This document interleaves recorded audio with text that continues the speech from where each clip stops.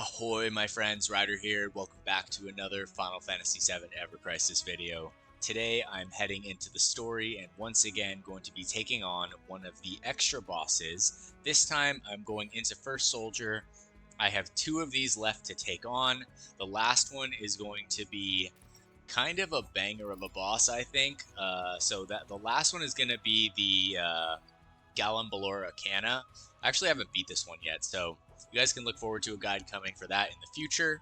But for today, I'm going to be going into Chapter 5, A Hero's World, and I'm going to be taking down the Episode 1 Mole Crawler. As you can see, Sephiroth is the only character that is required to be in this party, and it has a recommended power of 188,000. As is the wont of these extra boss quests, we get a party that cannot be chosen from our own pre-tailored teams, so I'm going to have to make this team from scratch. So we're just going to do that together. I already went in and figured out exactly what I need to do, so it shouldn't take too long. However, if you don't want to see the team, you just want to go to the fight, you can skip forward to the timestamp. However, I'm going to be talking about how I'm building this team and how we're going to take down this mole crawler today.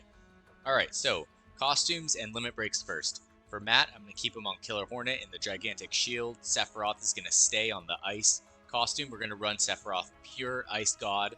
I am going to switch him from his limit break to Shiva, just because he is running as a Ice Elemental character. Lucia is going to switch to her, let's see here, I think I'll switch to the Vivi's Garb, and then we're going to keep her on Judgment Bolt.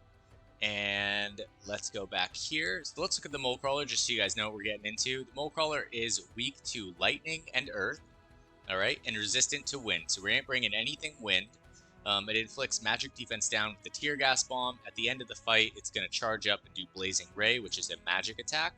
And it looks like magic attacks are effective against this enemy. He cannot be physical attack down or magic attack down. However, he can be magic defense down. So we are going to bring a Breach here. Alright, so that is going to be the boss. Let's go back to our character setup. So for Matt, I'm going to bring the prime number in the main slot. I'd love to bring the Centipede, but against a magic enemy, it's just not going to do much. However, instead of that, I am going to bring the core defender here. Now, let me see if I can upgrade it at all. Looks like we can't. However, I can get it up one level, so I'll get it to level 80 here. Alright, let's see. Alright, so that's perfect on that. I'm not going to take it to 90. Typically, you only need weapons to be 90 when they're in your main hand. Alright, so I'm going to switch over. We're going to put the core defender here. This is for Amulet Tribute, which increases the magic defense AoE for the team. It's going to be great for any of you that are getting to that part of the fight where he is using his Blazing Ray. Alright. So let's do the weapons on everyone, and then we'll come back to the materia. For Sephiroth, first slot, we're going to use Edged Wings. Second slot, Aonibi to boost his damage. And Lucia, first slot, I'm going to go with the Holiday Revolver for the 530% magic earth damage. I'm going to put that in the first slot. And I don't have the Arcanum costume. I don't even think you really need it. Mine's at OB3, and it's going to work perfectly fine. In the stub slot, I'm going to put the Black Rifle just for some stats here. Okay, and that is going to be the costumes, summons, limit breaks, and weapons for this fight. Now let's go into the materias here.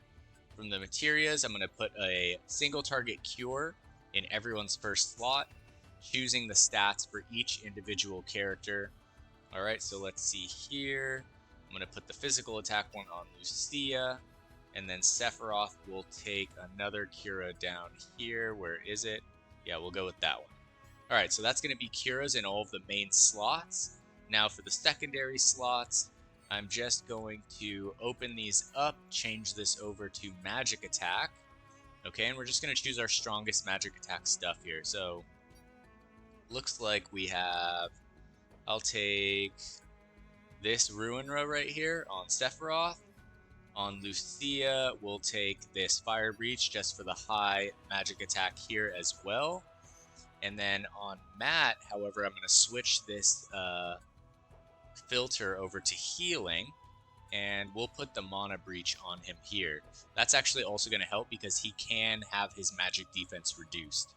Alright, in the third slot, If you are running like a lightning build, you could run a lightning and peril. There is a materia for that. I'm not, so I'm just going to keep focusing on healing stuff. So this one will be perfect for Matt. On Sephiroth, I'm going to change the filter back over to magic attack, and then just choose whatever is strongest from there. Alright, and the same thing on Lucia here. Alright, so that is the materia, basically some single target cures and a bunch of stat sticks for raising the important stats of the characters. Now, let's go into the sub-equips here, and we'll get them finished up. Alright, so I'm going to put the Fairy Tail in there. My second slot, I'm going to put the Chocobo Staff, so Matt is going to be pretty stacked on healing. He's looking at 2200, and I'm going to keep the Crystal Gloves here just for the extra HP on him. Alright, going over to Sephiroth. Sephiroth is going to be pretty easy to do. All you need to do is go into the filter here, go to our ability set, boost ice potential, and we're going to build him Ice God. So I'm going to go Silver Staff, the Pinwheel. Wait a second. Silver Staff, Pinwheel, and I will go Absolute Royal, which is going to leave Sephiroth at 7 magic attack, 7 ice potency. So looking pretty good. Last but not least, we have Lucia here. I'm going to build her for essentially just magic attack damage and maybe earth potency. So let's see what we can do. I know the Sun Umbrella is a really good weapon, so I'll equip the Sun Umbrella. Essentially, you're just trying to equip weapons that are going to raise her magic attack. You could go for earth potency if you need to. I'll go with the Kuja's Spirit Blade. It's a really good one. If you don't have this, just choose whatever you have that has super high magic attack. And last but not least, I will check the earth potency, see if I have something built. Alright, that's actually perfect. Here we have Red 13's Leather Collar, so I'm going to equip that. Now, her earth potency is at 4, which is great. So I'm just going to quickly go over the stats, and then we're going to get into this fight. So Matt is sitting at 63k power, 8.2k HP, 1700 physical attack, 1900 magic attack, and 2200 healing. So pretty damn solid. These are his R abilities right here. I will bring these up for you to see and pause if you need. And let's go over to Sephiroth. Sephiroth will be sitting at a hefty 108,000 power. I mean, that's what you get for 2 OB10 weapons. Just so you guys know, you can definitely do this with less than OB10 weapons. Just still build him as much as you can into the Ice God build, and he will just wreck house out there. Sephiroth has 8.4k HP, 3.3k magic attack, and stats in the defense-wise are, all in all, decent enough that he's going to hold up well in this fight. Here are the R abilities for Sephiroth for you guys to check out. Going to his sub-equips, you guys already saw that. So let's go over to Lucia, last but not least. She is sitting at 61k power, 6.4k HP, 3k magic attack, 141 magic defense, which is going to be great for this fight. Her R abilities are as shown here. And that is going to be our team going into this fight, guys. Alright, more or less, this fight is pretty simple. You're just trying to do damage. The Mole Crawler and the Zatant Rattel are pretty slow acting off the bat. So you just want to do as much damage as you can to them as quickly as you can.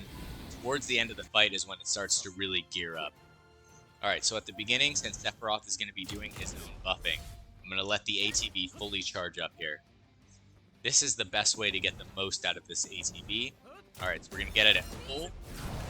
Switch over to Lucia, she'll do Rock Burst.